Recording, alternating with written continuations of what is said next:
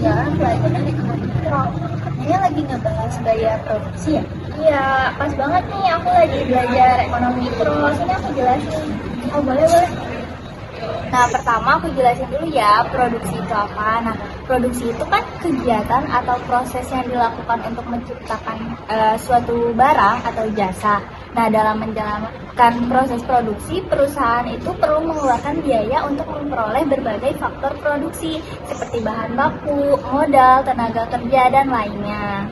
Oh, jadi biaya produksi itu semua pengeluaran yang dilakukan oleh perusahaan untuk memperoleh faktor-faktor produksi ya, Syah? Iya, betul banget. Sekarang paham kan apa itu biaya produksi?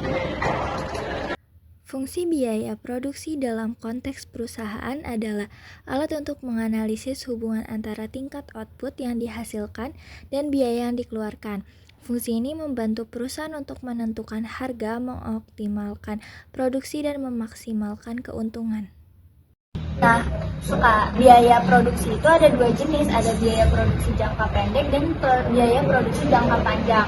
Nah, di biaya produksi jangka pendek ini ada dua jenis biaya utama, yaitu biaya tetap dan biaya variabel. Nah, kalau biaya tetap itu biaya yang nggak berubah meskipun kita produksi banyak ataupun sedikit. Contohnya itu ada sewa tempat, gaji karyawan tetap, dan sebagainya.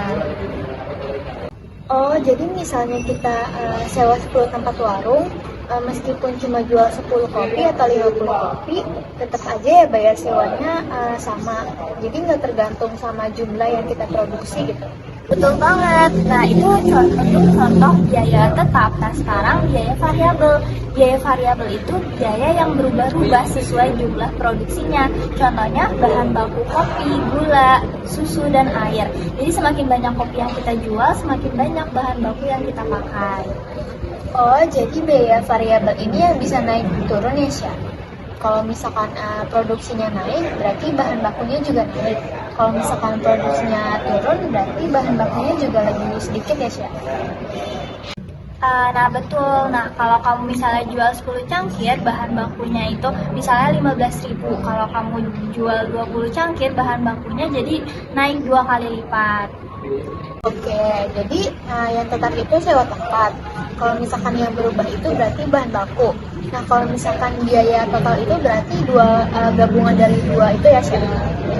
Ya, jadi biaya total itu biaya tetap ditambah biaya variabel. Dalam biaya jangka pendek ada juga biaya rata-rata dan marginal. Biaya rata-rata dibagi menjadi 3, yaitu biaya tetap rata-rata, biaya berubah rata-rata, dan biaya total rata-rata. Biaya tetap rata-rata adalah hasil bagi antara biaya tetap total dan jumlah barang yang diproduksi. Lalu biaya berubah rata-rata adalah hasil bagi antara biaya variabel total dan jumlah barang yang diproduksi. Dan biaya total rata-rata adalah hasil bagi antara biaya total dan jumlah barang yang diproduksi.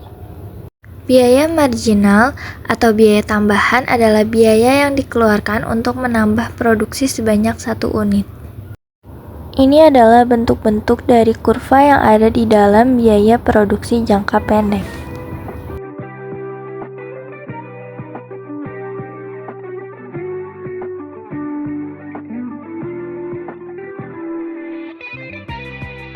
Nah, kalau biaya jangka panjang itu perhitungan biaya produksi yang faktor produksinya itu bisa berubah.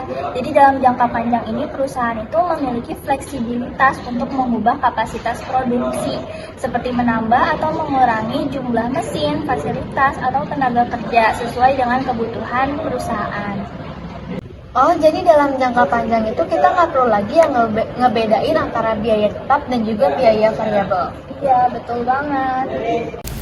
Meminimumkan biaya jangka panjang dapat dilakukan dengan menyesuaikan kapasitas pabrik dengan jumlah produksi yang diinginkan oleh perusahaan.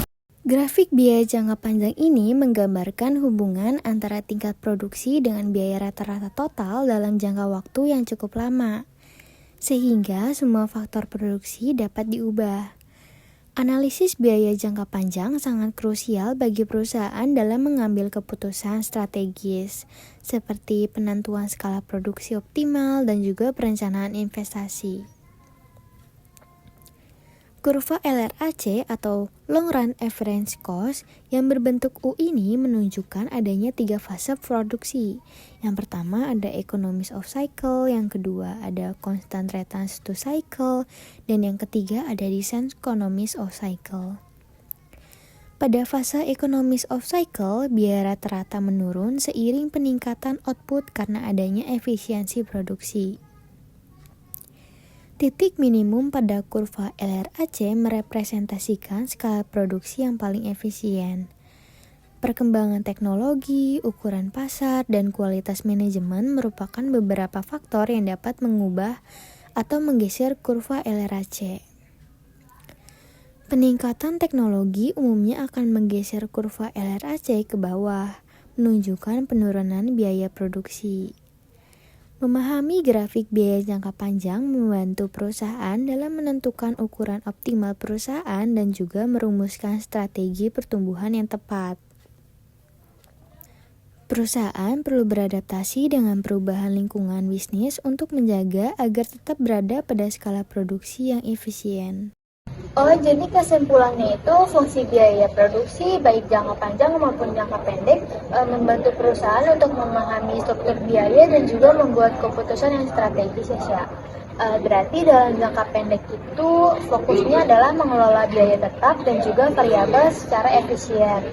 Nah, kalau jangka panjang tujuannya adalah menyesuaikan kapasitas produksi untuk meminimumkan biaya total dan juga meningkatkan daya saingnya sih.